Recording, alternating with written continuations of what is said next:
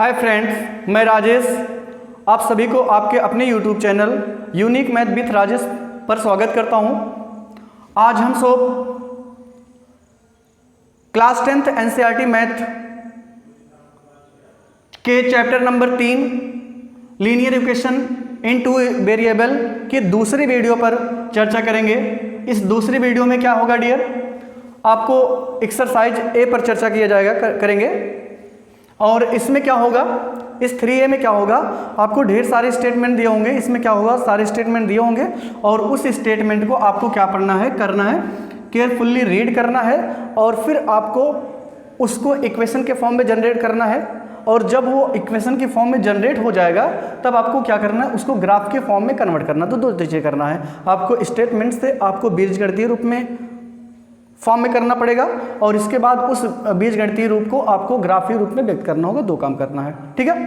तो यहाँ कैसे करेंगे, सबसे पहले आपको स्टेटमेंट को केयरफुली पढ़ना है। जब तक आप स्टेटमेंट को केयरफुली नहीं पढ़ पाएंगे तब तक आप इक्वेशन जनरेट नहीं कर पाएंगे, ठीक है। तो इसमें मेन मोटिव ये होना चाहिए कि आपको स्टेटमेंट को बड़ी सावधानी से पढ़ना है, जैसा प्रश्न कहता है वैसे करना है। ओके, चलते हैं, देखते हैं क्या कहता है। कहता है आफताब अपनी पुत्री से कहता है। यहाँ एक स्टेटमेंट, यहाँ से बात पता लगी कि यहाँ दो लोगों की बात चल रही है। एक आफताब है और एक उसकी पुत्री है। कौन है, एक आफताब और एक इसकी क्या है, पुत्री है। अब आफताब कहता है कि 7 वर्ष पूर्व में तुमसे 7 गुना आयु का था। ये कौन कहता है, आफताब कहता है, अपनी पुत्री से कहता है कि 7 वर्ष पूर्व मैं तुमसे 7 गुना आयु का था। और फिर एक बार कहता है, ये पहली कंडीशन हो जाएगा। फिर बाद में क्या कहता है, और अब से 3 वर्ष बाद मैं तुमसे केवल 3 गुना आयु का रह जाऊंगा, ठीक है।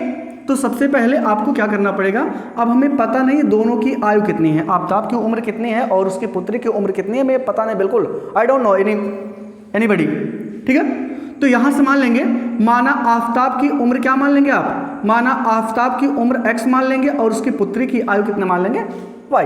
दो लोगों की बात हो रही है तो दोनों को अलग अलग मान लेंगे, ठीक है। तो कैसे हल करेंगे, यहां लिखेंगे हल में, माना क्या मानेंगे, माना आफताब की वर्तमान आयु मान लेते हैं। क्या, वर्तमान आयु कितनी मान लें, एक की x मान लें और दूसरे की y मान लें, ठीक है। तथा पुत्री की वर्तमान आयु कितना मान लें,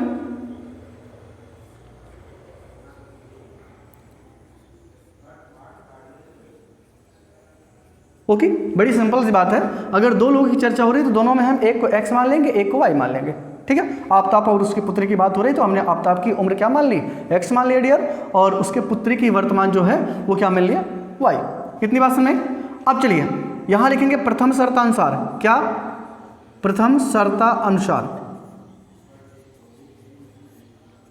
अब प्रथम शर्तानुसार क्या करेगा, अब यहीं से आपको पढ़ना है। कौन कहता, आफताब कहता अपनी पुत्री से कि 7 वर्ष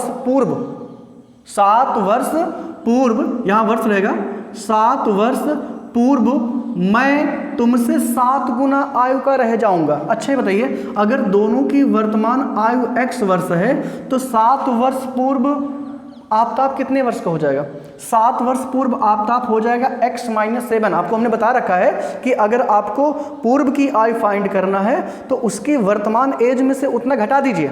अगर आपको बाद की आयु फाइंड करनी है तो आप उसके वर्तमान में उतना जोड़ दें, ठीक है। तो क्या कहता है कि 7 वर्ष पूर्व मैं, कौन, आफताब। तो बताइए 7 वर्ष पूर्व आफताब की आयु कितनी हो जाएगी, x-7। यहां समझेगा, 7 वर्ष पूर्व मैं यानी आफताब। तो बताइए 7 वर्ष पूर्व आफताब कितने का हो जाएगा, x-7। उसकी वर्तमान में से हम 7 घटा देंगे, ठीक है। तो अगर ये 7 वर्ष पूर्व आफताब है तो 7 वर्ष पूर्व उसकी पुत्री कितनी हो जाएगी, 7 वर्ष उसकी पुत्री हो जाएगी y-7, क्योंकि उसकी पुत्री का वर्तमान आयु क्या था, y था, और ये 7 वर्ष पूर्व कितनी हो जाएगी, y-7। अब ये कहता है कि 7 वर्ष पूर्व मैं यानी आफताब की उम्र हो जाएगी x-7, और ये कहता है कि मैं तुमसे 7 गुना का, किसके, अपनी पुत्री का 7 गुना, तो अपनी पुत्री वाले में 7 से गुणा कर दीजिए। ओके, इतनी बात में ठीक है, फिर से एक बार, ये कहता है 7 वर्ष पूर्व में, आफ्ताब कहता है 7 वर्ष पूर्व में, यानी 7 वर्ष पूर्व आफ्ताब की उम्र हो जाएगी x-7, और ये कहता है कि अपनी पुत्री से मैं तुमसे 7 गुना का हो जाऊंगा, तो उसकी पुत्री 7 वर्ष पूर्व कितनी हो जाएगी y-7, और उसी का 7 गुना उसकी पुत्री का मतलब गुणा होता है, उसकी पुत्री वाले में 7 से गुणा कर देंगे। ओके, तो यहाँ से अब क्या करेंगे, x-7 और बराबर इनका इनसे मल्टीप्लाई करेंगे, तो 7 का मल्टीप्लाई y में करेंगे तो 7y हो जाएगा, और 7 का -7 का गुणा जो है -7 में करेंगे तो 49 हो जाएगा। ओके, इनको इधर ले आइए, तो x माइनस ये -7y था, सॉरी प्लस में 7y था, तो इधर आके क्या हो जाएगा माइनस में, और ये -7 पहले से था, और इधर ये -49 इधर आके क्या हो जाएगा प्लस में 49 बराबर कितना 0, यानी x -7y, और ये घटेगा 49 में से 7 निकल जाएगा, क्यों, क्योंकि 49 के सामने प्लस है, 7 के सामने माइनस है, घट जाएगा, 49 में से 7 जाएगा तो +42 आएगा, कितना आएगा +42 = 0। ये इक्वेशन नंबर फर्स्ट हो गया। ठीक है, आपने यहाँ तक काम कर लिया, मैं तुमसे 7 गुना आयु का था, यहाँ तक हो गया। अब आप लिखेंगे द्वितीय शर्तानुसार, क्या, द्वितीय शर्तानुसार, द्वितीय शर्तानुसार में क्या कहता, अब यहाँ से पढ़िएगा, अब से 3 वर्ष बाद मैं मतलब कौन, आफ्ताब ही कहता है कि अब से 3 वर्ष बाद मैं। अच्छा बताइए, यहाँ तक 3 वर्ष बाद आफ्ताब कितने का हो जाएगा, यानी हो जाएगा x+7, क्योंकि कह रहा है, आफ्ताब बोल रहा है कि मैं 3 वर्ष बाद, तो आफ्ताब 3 वर्ष बाद कितने का हो जाएगा, वर्तमान उसकी x थी, तो 3 वर्ष बाद कितना हो जाएगा x+3। 3 वर्ष बाद क्या होता है, अब 3 वर्ष बाद अगर आफ्ताब x+3 आयु का हो गया, तो उसकी पुत्री 3 वर्ष बाद कितने की हो जाएगी, y+3 हो जाएगी नहीं। और ये कहता है, स्टेटमेंट कहता है कि 3 वर्ष बाद मैं, यानी आफ्ताब जो है 3 वर्ष बाद ये कितना हो जाएगा, अपनी पुत्री का 3 गुना हो जाएगा, तो उसकी पुत्री वाले में 3 से गुणा कर देंगे। ओके, तो यहाँ हो जाएगा x+3 और इक्वल टू यहाँ 3 से मल्टीप्लाई करेंगे 3y हो जाएगा, और प्लस की इक्वल हो जाएगा 9। अब इन दोनों को इधर ले आइए, तो x, अब y को इधर लाएंगे तो -3y हो जाएगा, और ये +3 पहले से था, और ये +9 आके इधर -9 हो जाएगा, इक्वल टू कितना 0, तो x -3y और यहाँ -6 इक्वल टू कितना हो जाएगा 0। ये इक्वेशन नंबर, या आप ऐसा कर लो, चलो ठीक है यार कोई बात नहीं, तो यहाँ इक्वेशन नंबर कितना बना ले, सेकंड। ये पहला काम तो हो गया, इस स्थिति को बीजगणितीय रूप में हमने कन्वर्ट कर लिया, दोनों कंडीशन ये हो गई। अब मुझे क्या करना है, इन्हीं दोनों को ग्राफीय रूप में निरूपित करना है। ठीक है, ग्राफीय रूप में कैसे निरूपित करेंगे, ग्राफीय रूप में निरूपित करने से पहले आपको क्या करना पड़ेगा, यहाँ दोनों समीकरण, पहला समीकरण क्या था, x-7y + 42 बराबर कितना था 0, यही था, x-7y + 42 = 0। ये आपका पहला इक्वेशन हो गया। इनके लिए आप क्या करेंगे, एक ऐसे टेबल बना लेंगे, टेबल में क्या होगा, यहाँ से x का मान आपको निकालना होगा और y का मान, कम से कम आप 2 मान जरूर निकाल लीजिए। और दूसरा इक्वेशन क्या है, x -3y और -6 = 0। ठीक है, यहाँ भी आपको क्या करना पड़ेगा, दोनों के लिए दोनों कम से कम 2 मान तो जरूर निकालना पड़ेगा, x के और y के। ठीक है, ओके। अब यहाँ क्या करें, अब ध्यान रखना डियर, यहाँ मुझे x का मान जिसके साथ, यहाँ ये x वाला है, ये y है, तो x और y में जिसके साथ गुणांक हो उसको अगर आप लेट करेंगे तो आपकी जो कैलकुलेशन वो सिंपल हो जाएगी। यहाँ देखिए x के साथ कोई गुणांक नहीं, लेकिन y के साथ गुणांक है, तो इसी को मान लीजिए। किसको मान लेंगे, किसको मान लें, इसी y को मान लें, तो आपकी जो कैलकुलेशन है थोड़ा सिंपल हो जाएगी। तो किसको मान लें, y को। अगर हम y की वैल्यू कितना मान लें, अगर y की वैल्यू 5 मान लें तो ये कितना हो जाएगा, 7 × 5। भाई अगर y की वैल्यू 5 मानेंगे तो 7 में इनसे गुणा होगा, 7 × 5 कितना हो जाएगा 35। ये 35 हो जाएगा, और ये +42, तो -35 + 42 कितना हो जाएगा 35, 7 42, यानी इसका मान कितना आएगा, ये आ जाएगा। इसमें फिर से यहाँ देखिए x -7y + 42, यहाँ x का कोई गुणांक नहीं है, y का गुणांक 7 है, ठीक है, और ये +42 है। तो ध्यान रखिएगा, जब भी आप x और y में जिसका गुणांक देखें, अगर किसी के साथ गुणांक है किसी के साथ नहीं है, तो जिसके साथ गुणांक है उसको मानेंगे, तो आपका जो कैलकुलेशन है वो सिंपल होगा। और यही मेन है, अगर ये आपको निकल गया तो ग्राफ बनने में कोई दिक्कत नहीं है, यही है समझना। तो हम अगर y की वैल्यू कितना मान लें, 5 मान लें, तो ये अगर 5 मान लेंगे, 7 × 5 = 35, इन दोनों के बीच में कोई चिन्ह है तो इसका मतलब गुणा हो जाएगा। y का मान 5 और ये 7, 7 × 5 = 35, 35 माइनस में आएगा और ये 42 प्लस में है, तो एक माइनस में एक प्लस में घटेगा, तो 42 में से 35 निकल जाएगा, कितना बचेगा, 7 बचेगा, क्योंकि 35 7 42 7 हो गया। अब यहाँ से दूसरा हम क्या मान लें, अगर हम इसी की वैल्यू कितना मान लें, 7 मान लें, किसकी वैल्यू, y की वैल्यू 7 मान लेते हैं, तो ये कितना हो जाएगा, 7 × 7 = 49। फिर से देखिए, y की वैल्यू 7 मान लेंगे तो 7 × 7 = 49, ये माइनस में 49 आ जाएगा और ये प्लस में 42, तो माइनस में 49 और प्लस में 42 घटेगा, तो 49 में से 42 निकल जाएगा, तो 49 में से 42 निकल जाएगा तो कितना जाएगा, माइनस में 7। ओके डियर, इतनी बात समझ नहीं, ठीक है। अगला इसमें भी हम क्या करेंगे, कम से कम 2 मान निकाल लें। यहां भी देखिए, दोनों x और y में किसके साथ गुणांक है, x के साथ कोई गुणांक नहीं है, लेकिन y के साथ 3 गुणांक है, तो इसी को मानेंगे तो आपका जो कैलकुलेशन वो सिंपल होगा। तो हम कितना मान लें, अगर हम x की वैल्यू क्या मान लें, 0 मान लें, x की वैल्यू क्या मान लें, सॉरी y की वैल्यू किसके मानेंगे, जिसके साथ गुणांक होगा, तो y के साथ गुणांक है तो y को मानिए। अगर y को आप 0 मानेंगे तो 3 0 × 0, ये पूरा टर्म 0 हो जाएगा, यानी क्या बचेगा, x - 6 = 0, तो माइनस इधर आके क्या हो जाएगा, प्लस हो जाएगा, तो x बराबर कितना आएगा, ठीक है। अच्छा, अगर हम इसका मान जो है x की वैल्यू, y की वैल्यू जो है -2 मान लें, कितना, -2 मान लें, तो -2 का मल्टीप्लाई -3 में करेंगे तो +6 आ जाएगा, -2 का मल्टीप्लाई -3 में करेंगे तो +6 आ जाएगा, तो +6 और -6 हो जाएगा 0, यानी x की वैल्यू क्या आ जाएगी, 0, ठीक है। तो फिर से समझना है डियर, यही सबसे इंपॉर्टेंट है। अगर आप इसी को समझ लेते हैं तो ग्राफ बनाने में कोई दिक्कत नहीं है, लेकिन अगर यही गलत आ जाएगा तो ग्राफ कभी कोई सवाल ही नहीं उठता कि आपका ग्राफ सही हो जाए, ठीक है। तो ये हो गया काम।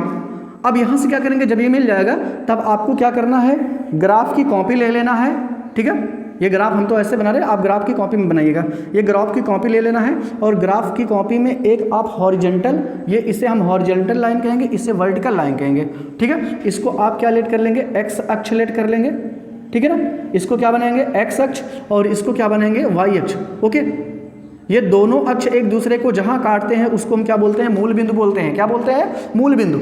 अब यहाँ से कुछ आप ऐसे चल लीजिएगा, यहाँ x बराबर 1, x बराबर 2, x बराबर ये 3, ऐसे चलते जाइएगा, 4 5 6 7, ऐसे आप चल जाइएगा, ठीक है। y पे भी ऐसे 1 2 3 4 5 6 7, ठीक है। इधर भी ऐसे x बराबर 1 -2 -3 -4 -5 -6, ऐसे इस पर भी -1 -2 -3 -4 -5 -6, आप ऐसे लिख भी सकते हो, 1 2 3 ऐसे लिख भी सकते हो, या ना लिखो, कोई दिक्कत नहीं इससे।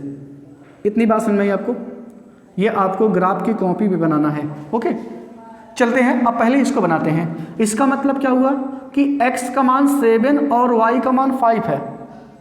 इसका मतलब है कि x अक्ष पे मुझे कितना चलना, 7, तो ये 1 2 3 4 5 6 7, x पे कितना गया, 7, और ये y में +5 है, तो इसका मतलब है ऊपर की तरफ मुझे कितना चलना है, 5, 1 2 3 4 5।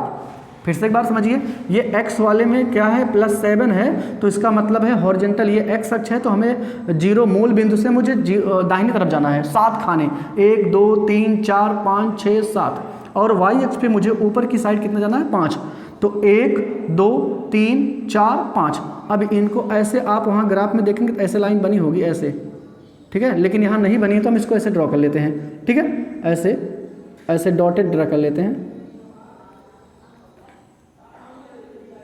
ठीक है। और इनको भी ऐसे आगे बढ़ाएंगे।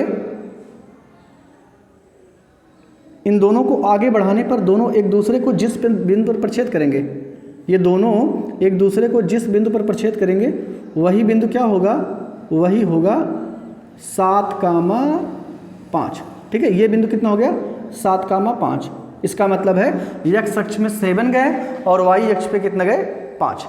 ये दोनों प्लस है तो x अक्ष में धनात्मक दिशा की ओर जाना है और ये भी प्लस है तो ये y अक्ष पे ऊपर की तरफ जाना है। ठीक है ना, बात समझ। अच्छा दूसरा कितना है, x पे -7, x पे -7 कहाँ मिलेगा, ये -1, -2, -3, -4, -5, -6 और ये -7, ये -7 हो गया।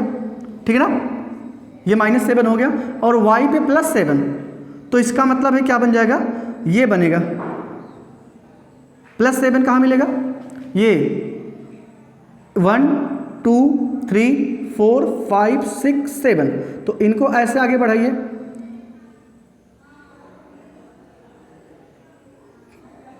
बस नहीं, और इनको भी ऐसे आगे बढ़ाइए। ये दोनों एक दूसरे को जिस बिंदु पर प्रच्छेद करेंगे वही क्या होगा, वो होगा -7, 7। ठीक है, इतनी बात नहीं। इसका मतलब क्या हुआ कि x अक्ष पे मुझे क्या चलना था, -7, अब माइनस ओरिजिन पॉइंट से बाईं तरफ मिलेगा, दाहिनी तरफ प्लस में मिलता है, तो ये माइनस में था, इसी वजह से हम इससे बाईं तरफ चले। ठीक है, और ये इस पे प्लस था तो हम ऊपर की तरह चले, तो ये दोनों बिंदु मिल गए। अभी जब दोनों बिंदु मिल जाएंगे तो आपको इन दोनों बिंदुओं से होती हुई रेखा खींच लेनी है। बस में ये दोनों बिंदु जो हैं इन्हीं से आपको होती हुई रेखा खींचनी है। बात समझ में आई भाई, तो ये रेखा ऐसे आप खींच लेंगे, ये जो भी आएगा वही आपका हो जाएगा आंसर। एक रेखा का ग्राफ हो गया।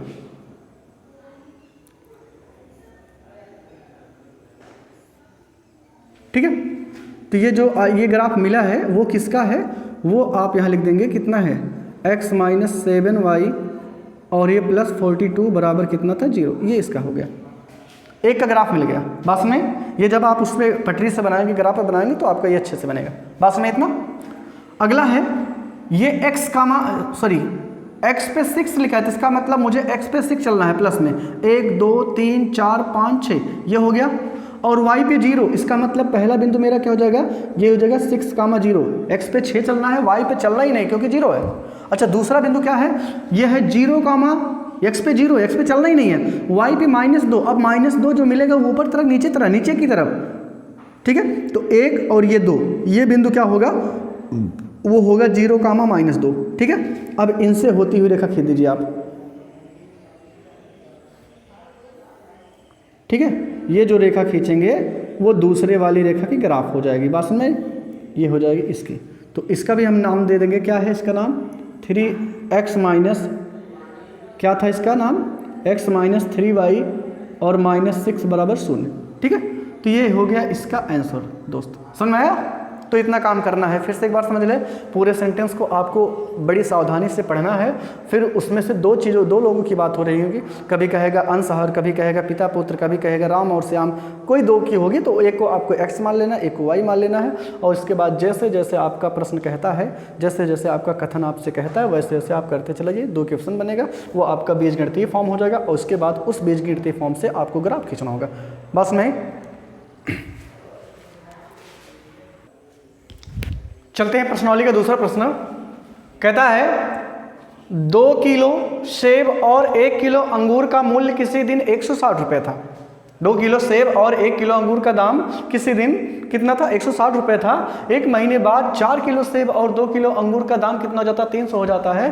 तो अब क्या करना है, ये एक स्टेटमेंट था, इस स्टेटमेंट को क्या बनाना है आपको, इसको पहले बीजगणितीय फॉर्म में, इक्वेशन के फॉर्म में जनरेट करना होगा, फिर इसके बाद आपको उसको ज्यामितीय या फिर ग्राफीय रूप में व्यक्त करना होगा। ठीक है, चलते हैं। जस्ट इसके पहला वाला जैसा क्वेश्चन था वैसे ही एकदम सेम है। तो यहाँ दो चीज़ों की बात हो रही है, एक सेब है और एक अंगूर है, एक सेब है और एक अंगूर है। तो यहाँ मान लेंगे, कैसे मानेंगे, हल लिखेंगे, हल में क्या मानेंगे आप, क्या मानेंगे, वही माना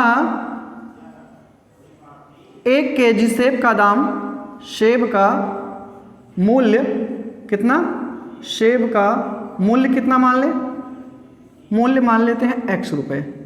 ठीक है, ओके, x रुपए तथा 1 केजी अंगूर का जो मूल्य है वो कितना है, वो मान लेते हैं y रुपए। ओके, ये हम दोनों लेट कर लेते हैं। माना 1 किलो सेब का जो मूल्य है x रुपए है तथा 1 किलो जो अंगूर है उसका मूल्य कितना है y रुपये है। अब कहता है कि यहाँ प्रथम शर्तान लिखेंगे, प्रथम शर्ता अनुसार क्या कहता है फ्रेंड्स, ये कहता है कि 2 किलो सेब, अगर बताइए अगर 1 किलो सेब का मूल्य x रुपये है तो 2 किलो सेब का मूल्य कितना हो जाएगा, 2x रुपये है। 1 किलो सेब का मूल्य x रुपये है तो 2 किलो सेब का मूल्य कितना हो जाएगा, 2x रुपये। और 1 किलो अंगूर का मूल्य कितना है, y रुपये। इन दोनों का जो मिला के दाम होता है टोटल वो कितना होता है, 160। ये इक्वेशन नंबर फर्स्ट हो गया, ठीक है। बस में इतना 2 किलो अंगूर और 1 किलो सेब का दाम कितना हो गया, 160 रुपये। अब द्वितीय शर्तानुसार में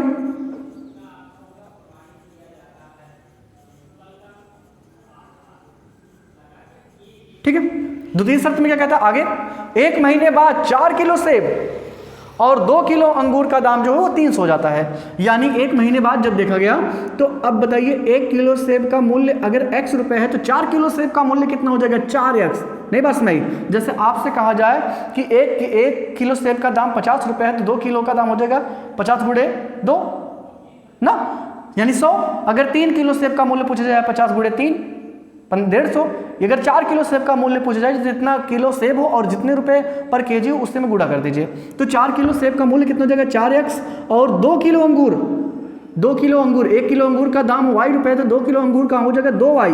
और ये कितना दोनों मिला के मिलता है, ये मिलता है 300 रुपये में, ठीक है। यहाँ 2 कॉमन है, 2 कॉमन ले लीजिए तो क्या मिलेगा, यहाँ मिल जाएगा 2x यहाँ प्लस y बराबर कितना जाएगा 300, ओके।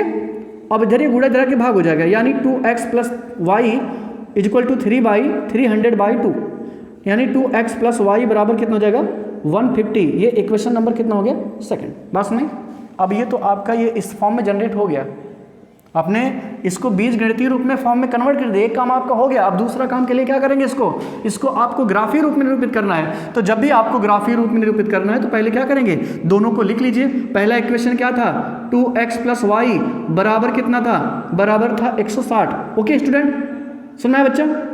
अब यहाँ क्या करेंगे, आपको बताया था हमने एक ऐसे टेबल बना लेंगे और टेबल में 2 रो हो जाएगा, एक हो जाएगा x के लिए और एक हो जाएगा y के, और इसमें कम से कम आपको 2 मान ज्ञात करना। दूसरा इक्वेशन क्या था, 2x प्लस वाई बराबर 150। बस नहीं, तो ऐसे भी आप यहाँ कर लेंगे, इसको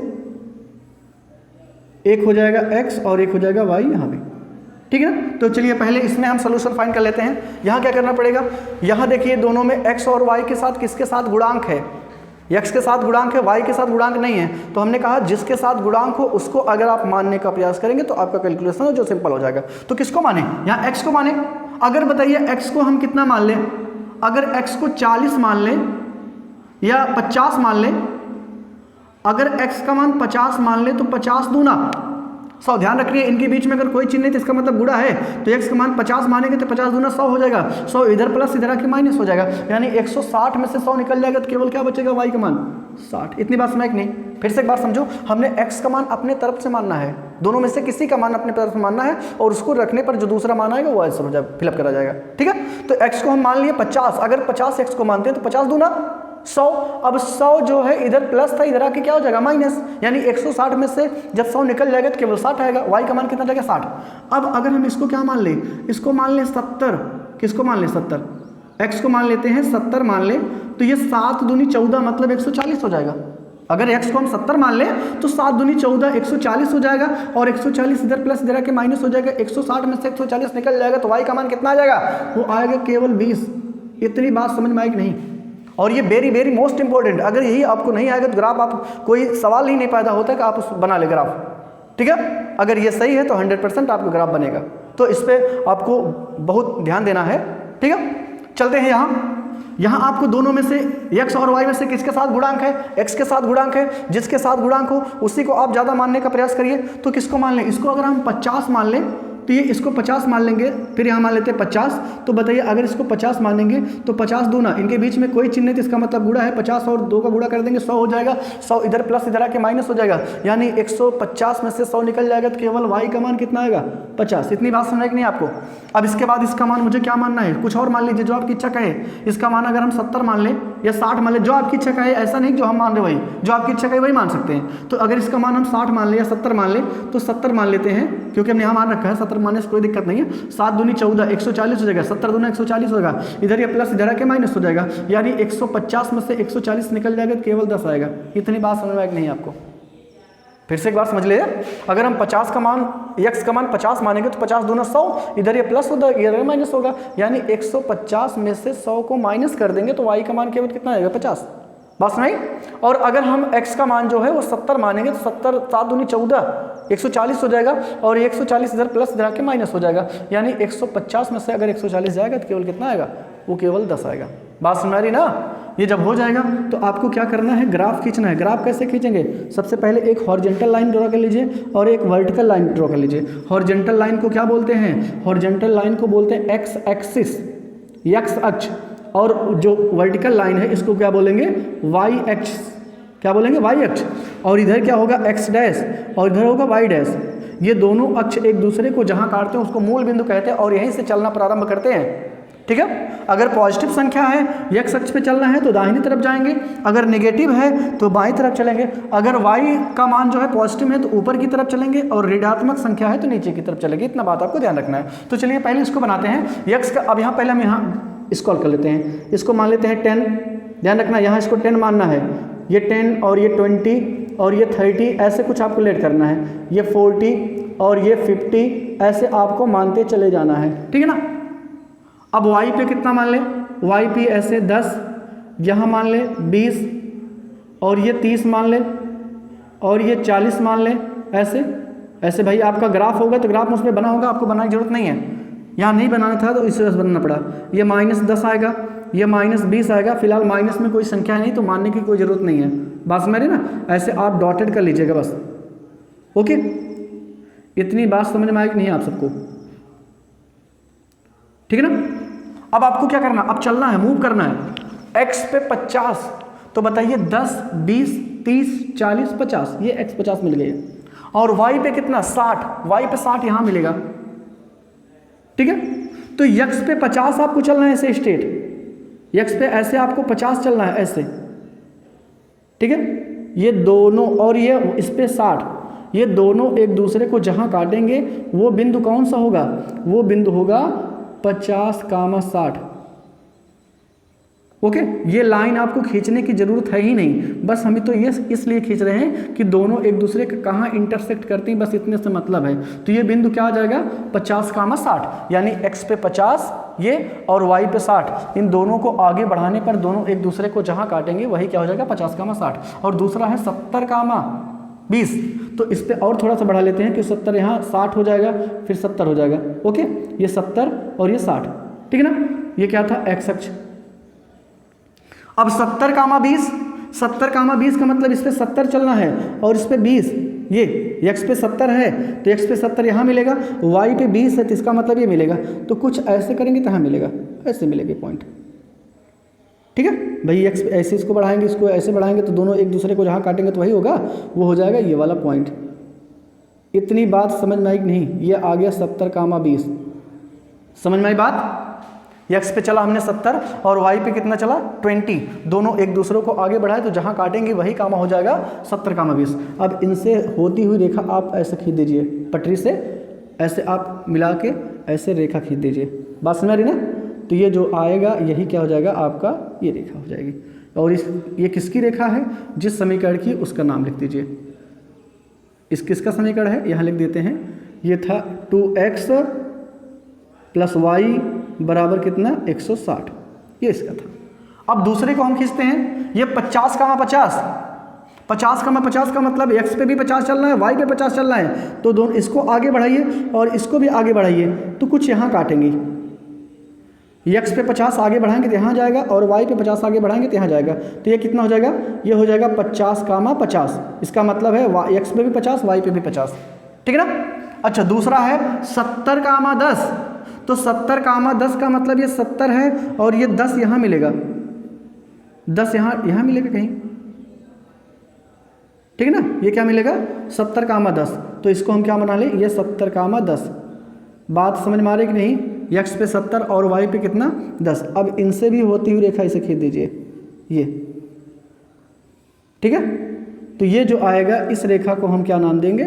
2x + y बराबर कितना 150, यही इनका हो जाएगा आंसर। बात समझ आई ना? तो ऐसे करेंगे, समझ में आया?